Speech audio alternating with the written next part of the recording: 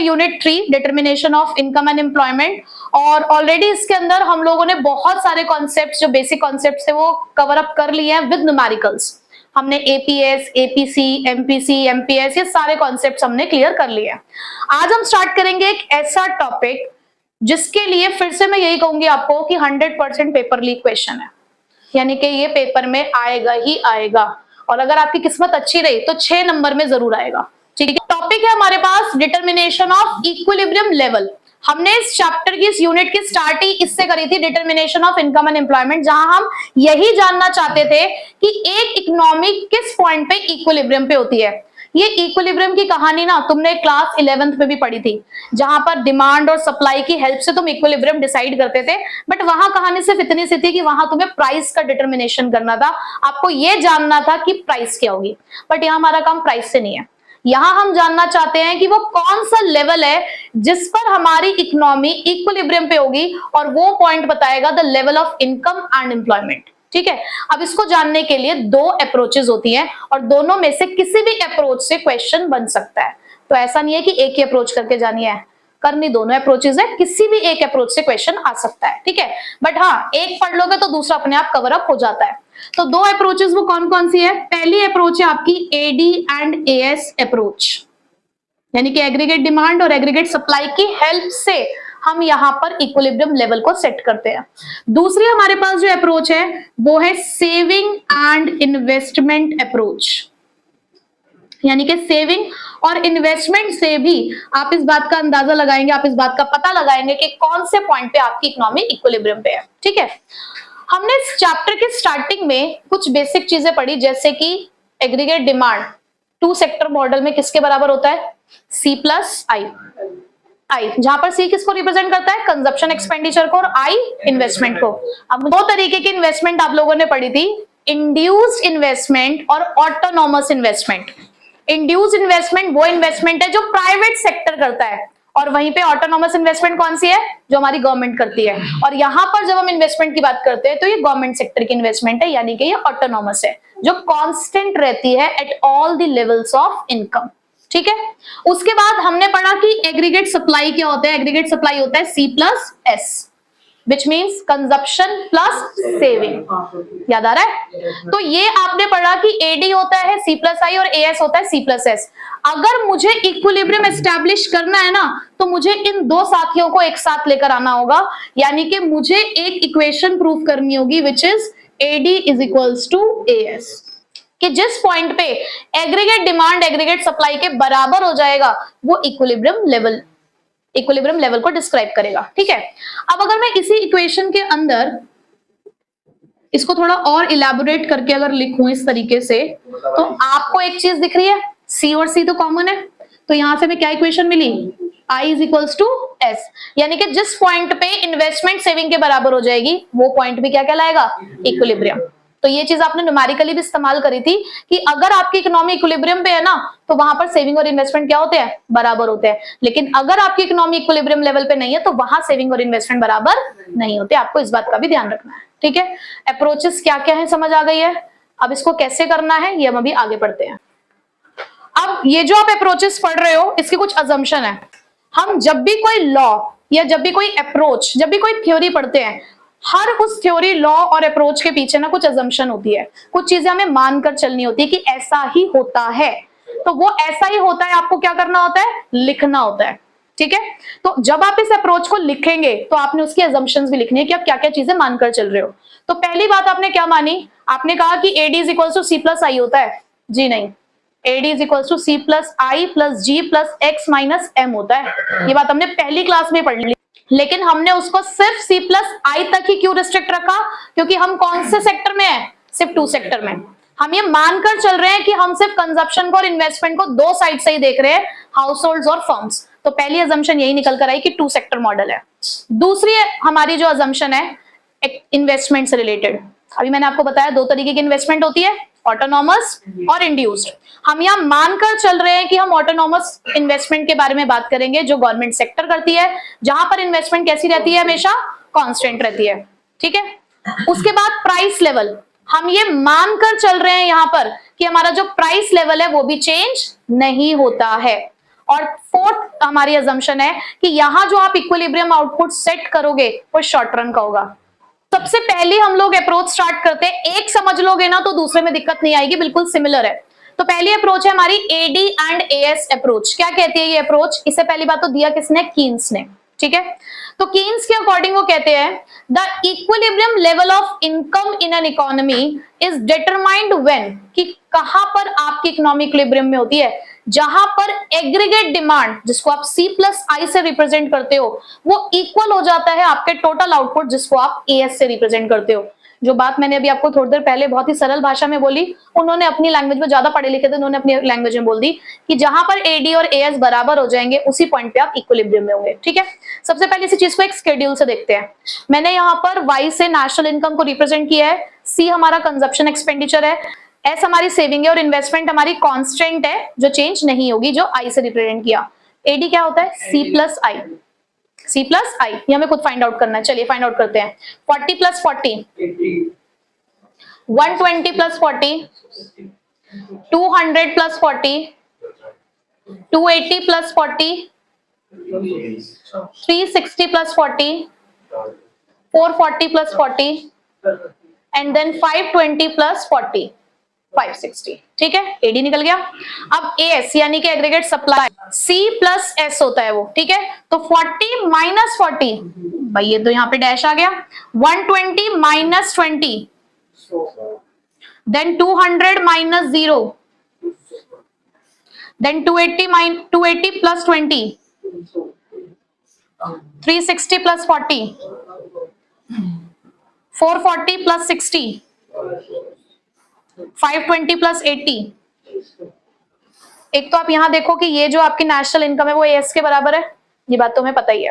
अब आप मुझे बताएंगे कि आपकी इकोनॉमी कौन से लेवल पे इक्विलिब्रियम में है। हमें क्या कंडीशन प्रूफ करनी है? हमें कंडीशन प्रूफ करनी है जहां पर एडी और एएस बराबर हो, और ऐसा कौन से पॉइंट पे हो रहा है? जब आप 400 लेवल ऑफ इनकम पे हो, उस पॉइंट पे हमारा एग्रीगेट डिमांड हमारे किसके बराबर आ रहा है? एग्रीगेट सप्लाई के। बात समझ आ रही है? So this is the point of equilibrium. तो यहां पर अगर आप इस डायग्राम के थ्रू देखें तो यहां पर ये हमारा एडी कर्व है which is represented by C plus I, इसके अंदर दोनों ही है। और ये जो आपकी 45 डिग्री अपवर्ड स्लोपिंग आपको एक स्ट्रेट लाइन दिख रही है, वो आपका एग्रीगेट सप्लाई है, जिसको आप नेशनल इनकम भी कह सकते हो। E is the point of equilibrium, जहां पर आपका एडी किसके बराबर हो चुका है? एएस के। So this is the point of equilibrium and OY is the equilibrium level of income. बात समझ आ गई? चलो ठीक है। आपने कहा कि एडी और एएस अप्रोच ये कहती है कि एक इकोनॉमी इक्विलिब्रियम पे तब होती है जब एडी और एएस बराबर होते हैं, बट क्या ऐसा हमेशा होता होगा? क्या हमारी इकोनॉमी में फ्लक्चुएशंस नहीं आती होंगी? क्या हमेशा एग्रीगेट डिमांड एग्रीगेट सप्लाई के बराबर होता होगा? नहीं, ये सिचुएशंस अराइज होती ही होंगी।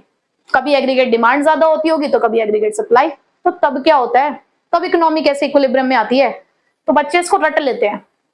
रटना नहीं है हमें कुछ भी, हमें लॉजिकली समझना है, ठीक है। आप ही मुझे जवाब देंगे, मैं आपसे सिर्फ कुछ क्वेश्चंस पूछूंगी, आप ही जवाब देंगे। कैसे? आप कह रहे हो कि एग्रीगेट डिमांड एग्रीगेट सप्लाई से ज्यादा है, ठीक है। आप क्या कह रहे हैं? एग्रीगेट डिमांड एग्रीगेट सप्लाई से ज्यादा है। क्या मैं इसको ये कह सकती हूँ कि यहाँ पर जितनी आपने प्लानिंग की थी बाय करने की, वो आपकी जितनी आपने प्लानिंग की थी बेचने की, उससे ज्यादा है? तो इसका आपकी इकोनॉमी पे क्या इंपैक्ट पड़ा होगा? मार्केट में डिमांड ज्यादा आ रही है, आप ये कह रहे हो ना यहाँ पे कि डिमांड आपकी ज्यादा है और जितना आप सप्लाई कर रहे हो वो कम है, यानी कि यहाँ पे लोग एक्सपेंडिचर ज्यादा शो कर रहे हैं बट आप उतनी इनकम जनरेट नहीं कर पा रहे हो, आप उतना सप्लाई नहीं कर पा रहे हो, प्रोड्यूसर के पास तो सामान नहीं है। तो मार्केट में क्या होगा? नहीं भाई, सबसे पहला इंपैक्ट क्या पड़ेगा? एक दुकान है, एक सपोज करो एक फ्रूट्स की ठेली हाँ, एक फ्रूट्स की ठेली लगा के एक बंदा खड़ा हुआ है, एक फ्रूट्स की ठेली लगा के एक बंदा खड़ा हुआ है, ठीक है। उसके पास 5 किलो सेब है, लोग आ गए उसके पास 10 किलो सेब लेने के लिए, तो 5 किलो तो बिक गए, रेडी खाली हो गई। क्या हुआ इसके पास? शॉर्टेज। इसका मतलब है कि सबसे पहला इंपैक्ट जो आपकी इकोनॉमी में पड़ा वो पड़ा शॉर्टेज ऑफ इन्वेंट्री, कि आपके इकोनॉमी के अंदर जो इन्वेंट्री है, जो सामान है, जो स्टॉक है, उसकी कमी पड़नी शुरू हो जाएगी। जितना हमारे कंज्यूमर्स मांग रहे हैं आपसे सामान, या जितनी हमारी इकोनॉमी की डिमांड है, उस डिमांड को आप पूरा नहीं कर पा रहे हो। तो अब क्या करना होगा आपको? अब आपको इस शॉर्टेज को पूरा करने के लिए क्या करना पड़ेगा भाई? सामान बनाना पड़ेगा। पहले तो बनाना पड़ेगा ना। आपको सबसे पहला काम क्या करना पड़ेगा, आपको प्रोडक्शन को इंक्रीज करना होगा, ठीक। और प्रोडक्शन इंक्रीज करने के लिए आपको एम्प्लॉयमेंट को क्या करना पड़ेगा भाई, आपको एम्प्लॉयमेंट को बढ़ाना पड़ेगा। और जैसे ही आपका एम्प्लॉयमेंट बढ़ेगा, प्रोडक्टिविटी बढ़ेगी, तो आउटपुट क्या होगा, आउटपुट बढ़ेगा। सामान बनना शुरू हो जाएगा तो अल्टीमेटली क्या हो जाएगी, इनकम बढ़ जाएगी। जब लोगों को काम मिलेगा, काम मिलके सामान बनाया जाएगा, और वो टोटल आउटपुट ही तो एग्रीगेट सप्लाई को रिप्रेजेंट करता है। तो एक पॉइंट इवेंचुअली अपने आप ही आ जाएगा जहां पर आपकी एग्रीगेट डिमांड एग्रीगेट सप्लाई के बराबर ही हो जाएगी। बताइए, क्या इसका जवाब आपने खुद नहीं दिया? अरे तुम खुद ही इंटेलिजेंट हो सारे, पता चल गया। बस इसी को ही आपको वर्ड्स में लिखना होगा, कुछ रटने की जरूरत नहीं है। आपको लॉजिकली समझ आया ना कि कैसे हुआ एडी और एएस बराबर। चलो अब इसका जवाब इस दर से भी देते हैं। अगर मैं यही कह रही हूं कि यही सिचुएशन अब रिवर्स हो गई है, भाई डिमांड कम है और सप्लाई ज्यादा है, आप एज अ प्रोड्यूसर बहुत सारा सामान बेचने के लिए आप खड़े हुए हो, लोग खरीद नहीं रहे आपका सामान, तो अब क्या हुआ, इम्पैक्ट। वही बेचारा फिर से वो रेडी वाला खड़ा हुआ है, अब वो आज तैयारी करके रहा था कि यार कल ना 10 किलो सेब की डिमांड आई थी, आज वो 10 किलो लेके खड़ा हुआ है, 3 किलो ही लेने के लिए आए लोग। अब क्या हुआ, तो यहां पर क्या हुआ कि अब जब सप्लाई आपकी ज्यादा है, डिमांड कम है, तो ऐसे में आपकी इकोनॉमी में क्या इंपैक्ट पड़ेगा कि जो इन्वेंट्री है वो इन्वेंट्री आपकी क्या हो जाएगी, एक्सेस हो जाएगी, सरप्लस में होगी आपकी इन्वेंट्री। आप इसे सरप्लस भी लिख सकते हो कि आपके पास एक्सेस इन्वेंट्री बिक नहीं रही, जो अनसोल्ड स्टॉक है आपका वो इकट्ठा होना शुरू हो जाएगा, और तुम फैक्ट्री में काम करवाए जा रहे हो, तो अब ऐसे में तुम्हें क्या करना पड़ेगा, ऑलरेडी जो सामान बना हुआ है वही नहीं बिक रहा है, तो तुम्हें प्रोडक्शन आगे करना चाहिए नहीं ना। आपको क्या करना चाहिए, उस प्रोडक्शन को रोकते नहीं है, हम उस प्रोडक्शन को धीरे धीरे कम करना शुरू करते हैं। और प्रोडक्शन कम करने का सीधा सा मतलब है भाई कि आपको अपने यहां से लोगों को हटाना होगा, इसका मतलब एम्प्लॉयमेंट का लेवल कम होगा। जब एम्प्लॉयमेंट का लेवल कम होगा तो ऑटोमेटिकली अपने आप ही आपका आउटपुट का लेवल कम होगा, और जब आउटपुट का लेवल कम होगा तो इनकम का लेवल अपने आप कम हो जाएगा, यानी कि एग्रीगेट सप्लाई, और इवेंचुअली फिर से आप एक ऐसी सिचुएशन में पहुंच जाओगे जहां पर एडीएएस के बराबर है। ठीक है, तो यहां से अब आपको समझ आया कि अगर कभी हमारी इकोनॉमी एग्रीगेट डिमांड ज्यादा शो करती है तो कैसे हम इक्विलिब्रियम पे आते हैं, अगर एग्रीगेट डिमांड को कम शो करती है तो कैसे हम इक्विलिब्रियम लेवल पे आते हैं, और हमारी इकोनॉमी कब इक्विलिब्रियम पे होती है, AD is equals to AS. तो ये पूरा कॉन्सेप्ट आपके लिए इंपॉर्टेंट है। अब मैं ये नहीं कहती हूँ कि वो सीधे सीधे कह देंगे कि अप्रोच बताओ, हो भी सकता है सीधे सीधे कह दे, बट हो सकता है कि वो थोड़ा सा ट्विस्ट करके आपसे क्वेश्चंस को पूछें। ठीक है, तो किसी भी पॉइंट से क्वेश्चन बन सकता है, किसी भी पॉइंट से, तो आपको लॉजिकली पता होना चाहिए कि कब आपको कहां पे क्या लिखना है।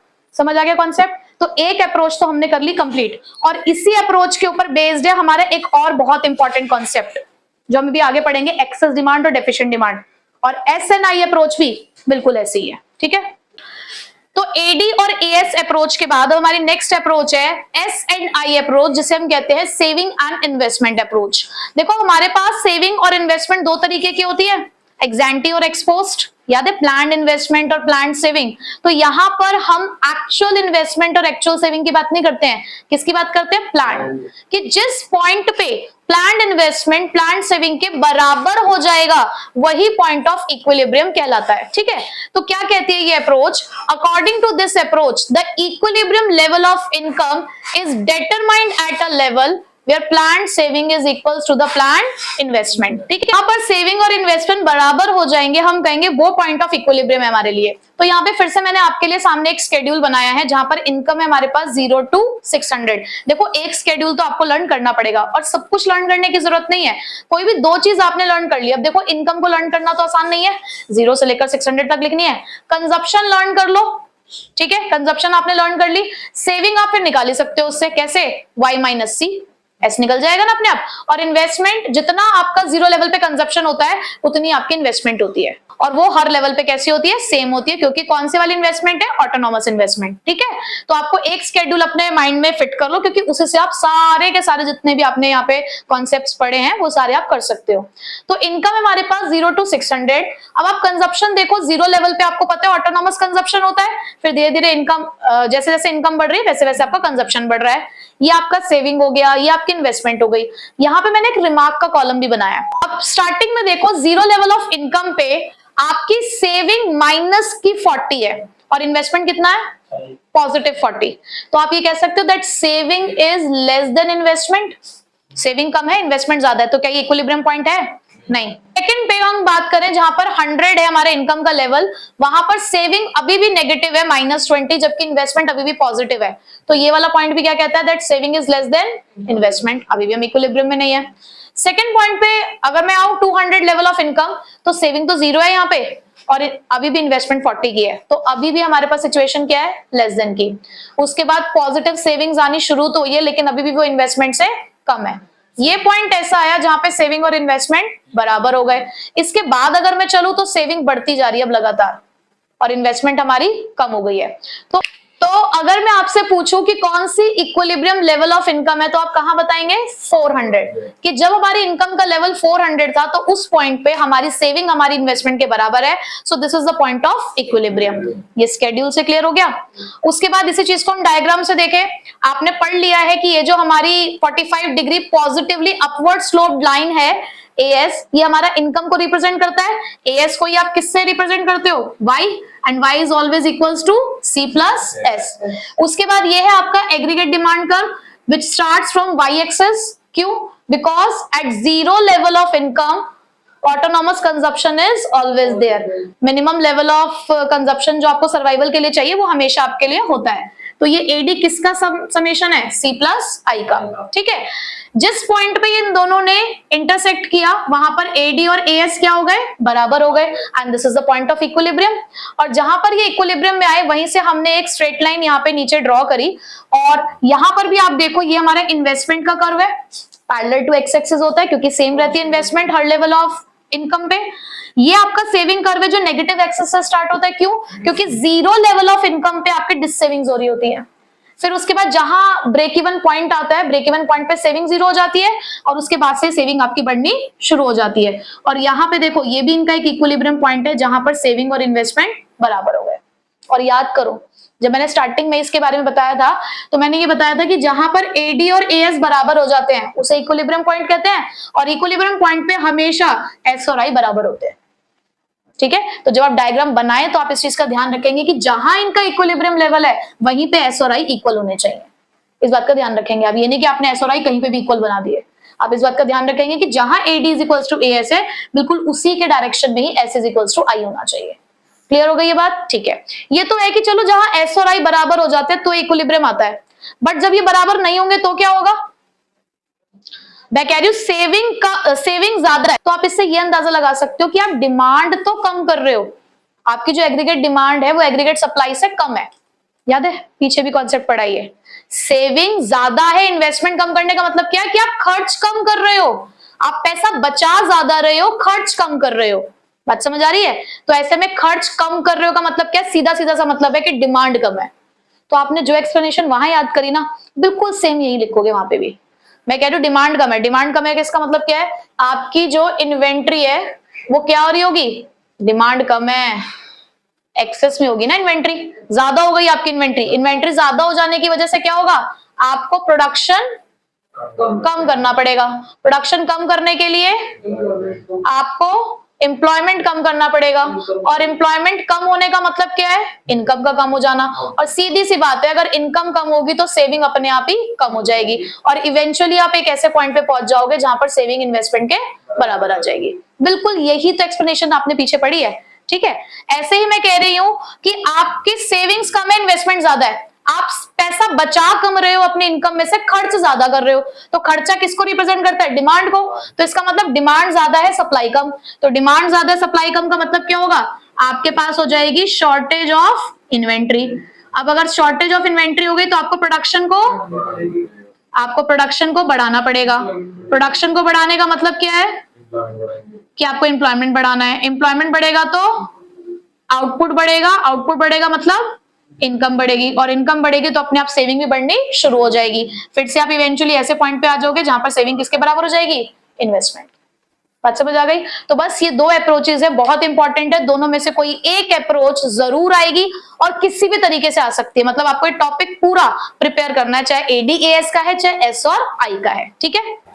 हमने अभी अभी इक्विलिब्रियम लेवल्स पढ़े कि दो तरीके से आप इक्विलिब्रियम लेवल एस्टैब्लिश करते हो, AD/AS और S और I अप्रोच के अकॉर्डिंग। ये जो हम इक्विलिब्रियम लेवल कह रहे हैं ना कि AD और AS इक्वल हो जाते हैं, उस लेवल को बोला जाता है full employment level. According to the classical economist, यानी कि जो हमारे क्लासिकल इकोनॉमिस्ट थे, उन्होंने क्या कहा, that equilibrium level of income is attend always at full employment level. Full employment मतलब वो कहते हैं कि इक्विलिब्रियम हमेशा उस पॉइंट पे होगा जहां पर एडी और एएस बराबर होते हैं, जिसका सीधा सा मतलब है that there is absence of involuntary unemployment.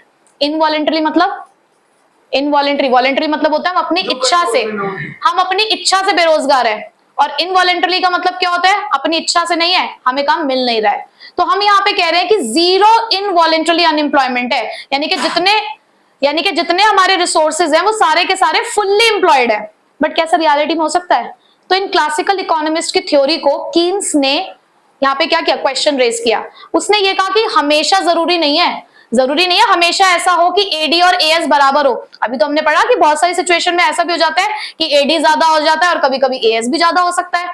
तो यहाँ पर कीन्स ने कहा, और हमारे पास निकल कर आई Keynesian theory, that equilibrium level can be achieved at, उसने कहा 3 और भी सिचुएशन है हमारे पास, मतलब टोटल 3 सिचुएशंस होती है जहां पर आप इक्विलिब्रियम लेवल को देख सकते हो। तो वो 3 सिचुएशन कौन कौन सी है? पहली सिचुएशन है फुल एम्प्लॉयमेंट इक्विलिब्रियम, दूसरी सिचुएशन है अंडर एम्प्लॉयमेंट इक्विलिब्रियम, और तीसरी सिचुएशन है ओवर फुल एम्प्लॉयमेंट इक्विलिब्रियम। ठीक है, इस सिचुएशन को तो आप जानते हो। अब तक हम पूरे चैप्टर में बार बार एडी एएस जब ड्रॉ कर रहे हैं तो ये सिचुएशन तो आपने देख ली है। और ये सिचुएशन क्या है, जहां पर एडी किसके बराबर है, एएस के बराबर है, और हम यहाँ कह सकते हैं कि हमारे जितने भी रिसोर्सेज हैं वो हैं फुल्ली एम्प्लॉयड, यानी कि कोई भी पर्सन ऐसा नहीं है जो काम करना चाहता है, एबिलिटी भी रखता है और वो अनएम्प्लॉयड हो, नहीं, सारे के सारे लोग एम्प्लॉयड हैं, जो एबिलिटी भी रखते हैं और जो विलिंगनेस भी रखते हैं। ठीक है, बट अगर मैं अंडर एम्प्लॉयमेंट इक्विलिब्रियम की बात करूं तो यहां पर वो कहते हैं कि जितने से हमारे पास सप्लाई है ना, उससे कम डिमांड है हमारे पास। एक नया आपने एडी का कर्व ड्रॉ करना है जो ये कहता है कि आप अंडर इक्विलिब्रियम लेवल हो। आप फुल एम्प्लॉयमेंट तो इस वाले पॉइंट पे हासिल करोगे ना जहां पर एडी और एएस बराबर होंगे, लेकिन ये जो गैप क्रिएट हो चुका है ना, ये गैप कहता है कि आपके जो रिसोर्सेज हैं वो अंडर यूटिलाइज्ड है। अंडर यूटिलाइज का मतलब क्या हुआ कि आप उनके लिए एम्प्लॉयमेंट अपॉर्चुनिटीज जनरेट नहीं कर पा रहे हो। आपके पास सप्लाई ज्यादा है, डिमांड कम है। डिमांड नीचे दिख रही है ना आपको, एम्प्लॉयमेंट लेवल से अगर नीचे आपको एग्रीगेट डिमांड दिखती है तो that is under employment equilibrium. ठीक है, यानी कि यहाँ पर एम्प्लॉयमेंट कैसा है, कम है। अगर यही बात मैं ओवर फुल एम्प्लॉयमेंट के अंदर बात करूं तो यहां पर आप कहोगे कि डिमांड ज्यादा है। यहां पर आप एक नया एडी कर्व ड्रॉ करोगे अबव द इक्विलिब्रियम पॉइंट। फिर से इक्विलिब्रियम पॉइंट कहां पर है, यहां पर है, जहां पर एडी और एएस क्या है, बराबर। बट ये जो गैप क्रिएट हो चुका है, ये गैप कहता है कि आप ओवर यूटिलाइज कर रहे हो चीजों को, यानी कि यहां पर आप ये कह सकते हो कि एक्सेस ऑफ डिमांड है। आप इसे कहोगे डेफिशिएंट डिमांड, इस सिचुएशन को डेफिशिएंट डिमांड की सिचुएशन भी कह सकते हो आप, और इस सिचुएशन को आप एक्सेस डिमांड की सिचुएशन भी कह सकते हो। और ये अभी टॉपिक आपका आगे भी काम आने वाला है। ठीक है, समझ आ गया कि तीनों सिचुएशन क्या होती हैं। पहली सिचुएशन में एडी एएस के बराबर है, और एडी एएस के बराबर हो जाने का मतलब ही यही है कि फुल्ली एम्प्लॉयड है आपके सारे रिसोर्सेज और इक्विलिब्रियम पॉइंट आपका एस्टैब्लिश हो गया है। ठीक, उसके बाद सेकंड आपकी सिचुएशन आई under employment equilibrium. Under employment का मतलब क्या है कि आप पूरी तरीके से अपने रिसोर्सेज को यूटिलाइज नहीं कर पा रहे हो, जहां पर आप बिलो द इक्विलिब्रियम लेवल अपना इक्विलिब्रियम ढूंढ रहे हो, यानी कि जो नया इक्विलिब्रियम आया है वो किस पॉइंट पे आया, आपका यहाँ पे आया है वो। ठीक है, तो आप यहां पे क्या कर रहे हो, अंडर यूटिलाइज्ड हो। उसकी बात करूं ओवर फुल एम्प्लॉयमेंट इक्विलिब्रियम की, तो वो अबव द इक्विलिब्रियम लेवल है, यानी कि यहां पर ओवर यूटिलाइज्ड हो रही है चीजें, अब डिमांड ज्यादा है और आपके पास उसको पूरा करने के लिए जो सप्लाई है वो क्या है, कम है। ठीक है, क्लियर हो गया। तो यहां तक हमने इक्विलिब्रियम्स का जो पूरा टॉपिक था ये वो हमने कंप्लीट कर लिया है। ठीक है, नेक्स्ट टॉपिक हमारा रहेगा multiplier, investment multiplier. Investment multiplier या तो थ्योरी में आएगा ये क्वेश्चन, अगर थ्योरी में नहीं आया तो इसका न्यूमेरिकल क्वेश्चन आ जाता है। ये टॉपिक न्यूमेरिकल प्लस थ्योरी दोनों के लिए ही इंपॉर्टेंट है। ठीक है, और बहुत ही सिंपल सा टॉपिक है। और अगर आपने मनी एंड बैंकिंग पढ़ा है ना चैप्टर, मनी एंड बैंकिंग की अगर आपने यूनिट पढ़ी है तो वहां से रिलेट कर पाओगे आप इसे। ठीक है, तो सबसे पहले की टॉपिक का नाम है इन्वेस्टमेंट मल्टीप्लायर। तो यहां पर वो इन्वेस्टमेंट मल्टीप्लायर को यही कहते हैं that it is the ratio of increase in national income due to an increase in investment, यानी कि इन्वेस्टमेंट के बढ़ जाने की वजह से आपकी इनकम कितनी बढ़ रही है, ये बोलते हैं इन्वेस्टमेंट मल्टीप्लायर। ठीक है, ये पूरा कॉन्सेप्ट एक अजम्पशन के ऊपर बेस्ड है। सपोज करो कि आप किसी एक दुकान से पेन खरीद के लेकर आए, आपकी जेब में 10 रुपए हैं, आप स्टेशनरी की दुकान पे गए, आपने वो 10 रुपए स्टेशनरी वाले को दिए। जब तक आपने वो 10 रुपए स्टेशनरी वाले को दिए नहीं थे तब तक वो आपकी इनकम थी। पर जिस दिन आपने वो खर्चा किया 10 रुपए का वो सामान खरीदने के लिए, तो वो किसकी इनकम बन गई? स्टेशनरी वाले की। तो इसका मतलब किसी की इनकम किसी का एक्सपेंडिचर बनता है। अब वही स्टेशनरी वाला भी उस पैसे को कहीं ना कहीं कुछ ना कुछ सामान खरीदने के लिए खर्च करेगा, तो फिर वो किसी और की इनकम बनेगी। तो यही अजम्पशन के ऊपर बेस्ड हम इन्वेस्टमेंट मल्टीप्लायर को पढ़ेंगे कि जब हमने सपोज करो कि एक एसेट खरीद के लेकर आए होंगे, हम अपने फैक्ट्री में लगाने के लिए एक मशीन खरीद के लेकर आए, उसके ऊपर हमने 10 लाख रुपए खर्च किए, तो मेरा खर्चा किसी की इनकम बना होगा ना। और जब आपने ये ऐसी इन्वेस्टमेंट करी होगी ना, तो इन्वेस्टमेंट करते ही जितना पैसा खर्च कर रहे हो ना, आप ये समझ लो कि उतनी आप इनकम भी जनरेट करोगे उस इन्वेस्टमेंट से। ठीक है, तो यही बताता है इन्वेस्टमेंट मल्टीप्लायर। और इसको निकालने के लिए आपके पास एक फॉर्मूला है, और सबसे पहले इसको डिनोट किससे करते हैं? के से। सो यहां पर इसको किससे डिनोट करते हैं? के से। और जिसका फॉर्मूला क्या है? Change in income upon change in investment. या फिर आप इसके दो और फॉर्मूले भी देखेंगे, 1/1 माइनस एमपीसी। और ये यहीं से ये वाला फॉर्मूला निकला है। कैसे? Because MPC plus MPS is equals to 1, तो यानी कि 1 माइनस एमपीसी किसके बराबर होता है? एमपीएस। ठीक है, अब पढ़ते हैं कि क्या रिलेशनशिप होता है between the multiplier and MPC. तो एमपीसी और मल्टीप्लायर के बीच में होता है direct relationship, marginal propensity to consume. मतलब कि आप अपनी बढ़ती हुई इनकम का कितना पार्ट कंज्यूम कर लोगे, यानी कि जब आपकी इनकम बढ़ेगी तो आप अपना कंजप्शन कितने से इंक्रीज़ करोगे। तो वही बताएगा ये रिलेशनशिप के बारे में कि जैसे जैसे आपका एमपीसी बढ़ेगा उससे मल्टीप्लायर कैसे इफेक्ट होगा। भाई आपने देखा कि एमपीसी की वैल्यू बढ़ गई तो मल्टीप्लायर की वैल्यू बढ़ गई, एमपीसी की वैल्यू कम हुई तो मल्टीप्लायर की वैल्यू भी कम हो जाएगी। ऐसा क्यों? हायर एमपीसी क्या बताता है कि जब लोगों की इनकम बढ़ती है ना, तो लोग अपनी बढ़ती हुई इनकम का जो पार्ट है वो कंजप्शन पे खर्च करते हैं। मतलब क्योंकि हमें पता है कि देखो इनकम के दो ही पार्ट है, या तो आप कंज्यूम करोगे या इन्वेस्ट करोगे। तो जब आपकी इनकम बढ़ी तो आपने उससे क्या किया, एक लार्जर प्रोपोर्शन जो था उस बढ़ती हुई इनकम का वो आपने कंज्यूम किया, चाहे वो आपने इन्वेस्टमेंट पे कंज्यूम किया होगा। तो इससे इस मल्टीप्लायर की वैल्यू भी तो इफेक्ट होगी ना, कि इन्वेस्टमेंट बढ़ गई जिसकी वजह से इनकम बढ़ गई, तो इसलिए मल्टीप्लायर की वैल्यू हाई आती है। इसी का रिवर्स हम एमपीसी, लोअर एमपीसी में देखते हैं कि लोग अपनी बढ़ती हुई इनकम का पार्ट जब सेव कर रहे हैं, इसका मतलब वो कंज्यूम कम कर रहे हैं, तो इसकी वजह से क्या होगा? एमपीसी की वैल्यू कम आएगी। तो इसका मतलब अपनी बढ़ती हुई इनकम का लेसर पार्ट कंजप्शन पे खर्च करते हो। ठीक है, समझ आ गया सबको? अब बात करते हैं मल्टीप्लायर एंड एमपीएस की, कैसा रिलेशनशिप है। ऑब्वियसली जब एमपीसी के साथ डायरेक्ट रिलेशनशिप है तो एमपीएस के साथ इन्वर्स रिलेशनशिप है कि अगर एमपीएस कम आया तो मल्टीप्लायर की वैल्यू ज़्यादा आएगी, और वहीं पे और अगर एमपीएस की वैल्यू बढ़ गई तो मल्टीप्लायर की वैल्यू कम हो जाएगी। ठीक है, क्लियर हो गया सबको? चलिए अब नेक्स्ट टॉपिक देखते हैं, मैक्सिमम वैल्यू ऑफ मल्टीप्लायर। अब यहाँ पर मैक्सिमम वैल्यू ऑफ मल्टीप्लायर पढ़ने के लिए हम जानते हैं कि एमपीसी की मैक्सिमम वैल्यू क्या होती है। देखो एमपीसी की जो मैक्सिमम वैल्यू होती है वो 1 होती है, ये बात हम पीछे से पढ़ के आ चुके हैं। तो अगर हम इस फॉर्मूले में एमपीसी की वैल्यू पुट करें विच इज़ मैक्सिमम 1, तो ये आ जाएगा 1/0। तो 1/0 क्या होता है? इन्फिनिटी। तो इसका मतलब क्या है कि जो मल्टीप्लायर है उसकी मैक्सिमम वैल्यू क्या जा सकती है? इन्फिनिटी। ठीक है, क्योंकि एमपीसी की वैल्यू जो मैक्सिमम है वो 1 होती है। बस इसी की वजह से मल्टीप्लायर की वैल्यू कहाँ तक जाएगी? इन्फिनिटी तक। ठीक है, अब मिनिमम वैल्यू ऑफ मल्टीप्लायर क्या होती है? तो इसके लिए भी इसी को यूज़ करते हैं। एमपीसी की जो मिनिमम वैल्यू है वो क्या हो सकती है? 0। अब अगर 1 - 0 हुआ इसका मतलब ये 1/1 विच इज़ 1। तो एमपीसी की वैल्यू 0 हो जाने की वजह से मिनिमम वैल्यू ऑफ मल्टीप्लायर क्या रह जाएगी? हमारी 1। अब नेक्स्ट कॉन्सेप्ट है हमारा वर्किंग ऑफ मल्टीप्लायर। ठीक है, कई बार क्वेश्चन आ जाता है आपके पास कि वो खुद आपको एक टेबल बना के देंगे और आपको कुछ वैल्यूज को फाइंड आउट करना होगा। ठीक है, या तो इस तरीके से क्वेश्चन आ जाएगा, या वो सीधे सीधे कह देंगे explain the working of investment multiplier with the help of a numerical example. ठीक है, तो आपको हर तरीके से क्वेश्चन को सॉल्व करना आना चाहिए। तो हम कॉन्सेप्ट क्लियर करते हैं। सबसे पहले वर्किंग क्या कहती है? देखो वर्किंग जो है वो एक अजम्पशन के ऊपर बेस्ड है। क्या है वो अजम्पशन? जो भी मैंने आपको बताई, that one person expenditure is another person's income, कि किसी एक पर्सन का खर्चा किसी दूसरे पर्सन की इनकम बनता है। जब हमारी जेब से कोई पैसा निकलता है तो वो किसी और की जेब में जरूर जाता है। ठीक है, तो ये अजम्पशन है। फिर हमने कहा that when an additional investment is made, जब आप कभी भी एडिशनल इन्वेस्टमेंट करते हो, then income increases many times more than the increase in investment. तो आपने जितने से इन्वेस्टमेंट करी होगी ना, उससे कई गुना आपकी इनकम बढ़ती है। देखो हमारा इन्वेस्टमेंट करने के पीछे मकसद भी यही होना चाहिए, हमारा जो ऑब्जेक्टिव है वो भी यही होना चाहिए कि आज अगर हम कहीं पर भी 10 लाख रुपए लगा रहे हैं, 1 करोड़ रुपए लगा रहे हैं, तो हम ये चाहते होंगे ना कि उस 1 करोड़ से 10 करोड़ जनरेट हो, 5 करोड़ जनरेट हो, हम चाहते हैं ना।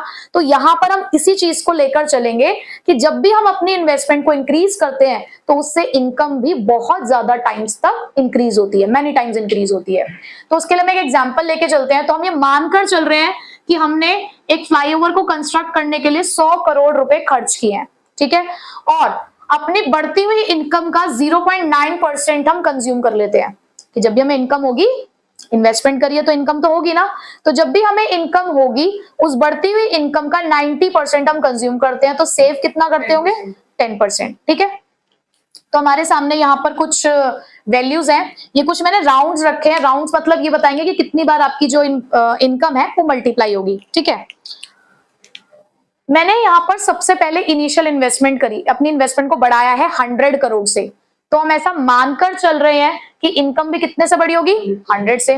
फिर आपने कहा कि आपने एमपी से डिसाइड कितना किया है? 0.9, कि आप अपनी बढ़ती हुई इनकम का 90% कंज्यूम कर लेते हो। तो 100 का 90% 90, तो आपने कितना सेव कर लिया होगा? 10। अब किसी का खर्चा किसी की इनकम बनता है ना, यही पढ़ा हमने। तो किसी का खर्चा किसी की इनकम बना, यानी कि फिर से 90 की हमने इनकम जनरेट करी। अब इसी 90 का 90% यानी कि 81 ये आपने कंज्यूम कर लिया होगा, तो आपने सेव कितना किया होगा? 9। बात समझ आ रही है? अब फिर से आपने खर्चा किया, ये खर्चा फिर से किसी की इनकम बना 81, फिर 81 का 90%, 81 का 90% अगेन 72.9 आपने कंज्यूम कर लिया, तो बचा कितना होगा? 8.10, ठीक है।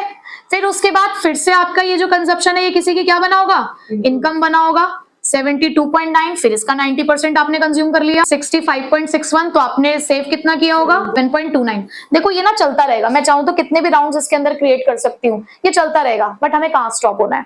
मैंने आपको यहाँ पे 3 फॉर्मूले बताए हैं मल्टीप्लायर के, यानी कि ये जानने के कि कितने से हमारी इनकम मल्टीप्लाई होगी, ये जानने के लिए आपके पास 3 फॉर्मूले है। क्या? पहला फॉर्मूला था डेल्टा वाई अपॉन में डेल्टा आई, दूसरा था 1 अपॉन में 1 माइनस एमपीसी, और तीसरा है 1 अपॉन एमपीएस, ठीक है। देखो मुझे नहीं पता अभी कि एक्चुअल में कितने से चेंजेस हुआ है, बट हाँ मेरे पास एमपीसी है, मैं इससे फाइंड आउट कर सकती हूँ। तो k is equals to 1 upon 1 minus 0.9, तो k is equals to 1 upon में 0.1, यहाँ पे आपने ऊपर ट्रांसफर किया डेसिमल हटा के, तो कितना आ गया? 10। इसका मतलब आपकी इनकम कितने टाइम्स मल्टीप्लाई होगी? 10 टाइम्स। तो देखो इन्वेस्टमेंट तो 100 ही रहेगी, ये तो आपकी चेंज होगी नहीं। इनकम कितने से बढ़ गई है? आपकी स्टार्टिंग में इनकम कितनी थी? बढ़ी हुई 100, 10 टाइम्स और बढ़ गई 1000। 1000 का 90% आपने कंज्यूम कर लिया होगा, तो सेव कितना किया होगा? 100। समझ आ गया यहाँ तक? बस यही वर्किंग है, और इसको आप क्रेडिट क्रिएशन से रिलेट भी कर पाए, बिल्कुल वैसा ही करना है यहाँ पर भी, ठीक है। डायग्रामेटिकली अगर आपको इसी चीज को देखना हो तो यहाँ पर हम इनकम रिप्रेजेंट कर रहे हैं, ये हम एग्रीगेट डिमांड रिप्रेजेंट करते हैं। ये 45 डिग्री अपवर्ड स्लोपिंग लाइन हमारी एग्रीगेट सप्लाई है जो इनकम को रिप्रेजेंट करती है y को। ये हमारा एग्रीगेट डिमांड कर्व है C+I। हम कह रहे हैं कि हमारा जो कंजप्शन है वो इंक्रीज होगा, तो जब कंजप्शन इंक्रीज होगा तो आप ऊपर की तरफ शिफ्ट करोगे एग्रीगेट डिमांड। अब यहाँ पे C+I भी है और जितने से आपने इन्वेस्टमेंट बढ़ाई है वो भी है, तो ये जो इतना पोर्शन आपको एक्स्ट्रा दिख रहा है ये है आपका इंक्रीज इन इन्वेस्टमेंट। और इस इन्वेस्टमेंट के बढ़ जाने की वजह से देखो पहले आपका इक्विलिब्रियम लेवल यहाँ एस्टैब्लिश हुआ था, पर जब आपने अपनी इन्वेस्टमेंट बढ़ाई तो आपका डिमांड बढ़ गई, जिसकी वजह से न्यू इक्विलिब्रियम यहाँ एस्टैब्लिश हुआ, जिससे आपकी इनकम इंक्रीज हो गई। ये देखो इन्वेस्टमेंट के बढ़ाने की वजह से आपकी इनकम इंक्रीज हो गई, ठीक है। सो ये था हमारा वर्किंग ऑफ मल्टीप्लायर। इसी के ऊपर बेस्ड हमें न्यूमेरिकल्स भी करने हैं और थ्योरेटिकली भी ये बहुत इंपॉर्टेंट है। समझ तो आ गया होगा, बहुत सिंपल कॉन्सेप्ट है। तो अब इसके अंदर नेक्स्ट टॉपिक है हमारे पास short run fixed price analysis of product market. देखो वैसे 2 तरीके का टाइम पीरियड होता है, अगर आपने 11th की इकोनॉमिक्स को थोड़ा सा ध्यान से पढ़ा हो तो वहां पे एक शॉर्ट रन और लॉन्ग रन का कॉन्सेप्ट पढ़ा था आपने। तो शॉर्ट रन और लॉन्ग रन का मतलब क्या होता है, ये एक वो कहते हैं शॉर्ट रन वो टाइम पीरियड है जहां पर आप सभी चीजों को बदल नहीं सकते। जैसे कि दो तरीके के फैक्टर्स हुआ करते थे, फिक्स फैक्टर्स और वेरिएबल फैक्टर्स। फिक्स फैक्टर्स जैसे कि हमारी मशीन्स हो गई, परमानेंट एम्प्लॉयज हो गए, बिल्डिंग हो गई, इन चीजों को ना फटाफट बदला नहीं जा सकता। बट वहीं पे लॉन्ग रन एक ऐसी सिचुएशन होती है, एक ऐसा टाइम पीरियड होता है जहां पे सारी चीजें वेरिएबल, हम सब कुछ बदल सकते हैं। ठीक है, तो यहां पर भी वो यही कह रहे हैं कि जब हमारी इकोनॉमी के अंदर भी जब कमोडिटीज की प्राइस डिसाइड होती है, एग्रीगेट डिमांड, एग्रीगेट सप्लाई की हेल्प से हम लेवल ऑफ इनकम और एम्प्लॉयमेंट डिसाइड करते हैं, तो लॉन्ग रन में तो हर एक चीज बदलती है, सब चीजों को बदला जा सकता है। लेकिन शॉर्ट रन के अंदर ना जो प्राइस होती है वो इतनी ज्यादा चेंज नहीं होती। ठीक है, तो उस टाइम पे इक्विलिब्रियम कैसे डिसाइड किया जाता है, बेसिकली वो टॉपिक हम यहाँ पर पढ़ने वाले हैं। ये थ्योरी में तो बहुत ज्यादा नहीं पूछा जाता, थ्योरी में ज्यादा से ज्यादा आपसे इफेक्टिव डिमांड की डेफिनेशन पूछ ली जाएगी, बट न्यूमेरिकल क्वेश्चन के अंदर इसको पूछा जा सकता है। ठीक है, तो समझते हैं पहले कॉन्सेप्ट क्या है। उन्होंने कहा है शॉर्ट रन के अंदर, in the short run price takes some time to respond.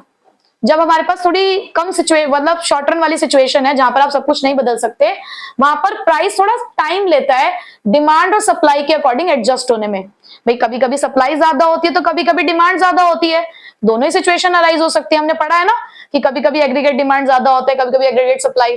तो दोनों ही सिचुएशन में उसके अकॉर्डिंग अगर हमें प्राइस को एडजस्ट करना हो तो प्राइस इतनी आसानी से एडजस्ट नहीं होता। Also an individual producer not in a position to influence the price। और उस समय पर देखो टोटल एग्रीगेट सप्लाई जो होती है, जो आपकी एग्रीगेट सप्लाई होती है, उसमें एक प्रोड्यूसर का हिस्सा ना बहुत ही कम होता है। सभी लोग किसी एक प्राइस पे सामान बेच रहे हैं, एक अकेला बंदा खड़ो के कहता है कि नहीं जी मैं तो दूसरे प्राइस पे बेचूंगा, कर तू बेच ले, बाकी सारे तो बेच ही देना सेम प्राइस पे, लोग उधर ही चले जाते हैं। तो ऐसे में एक अकेला इंसान कुछ नहीं कर पाता है ना, जब मेजॉरिटी एक साथ हो जाती है, जब मेजॉरिटी आ जाती है तो वो एक इंसान नहीं कर पा रहा है।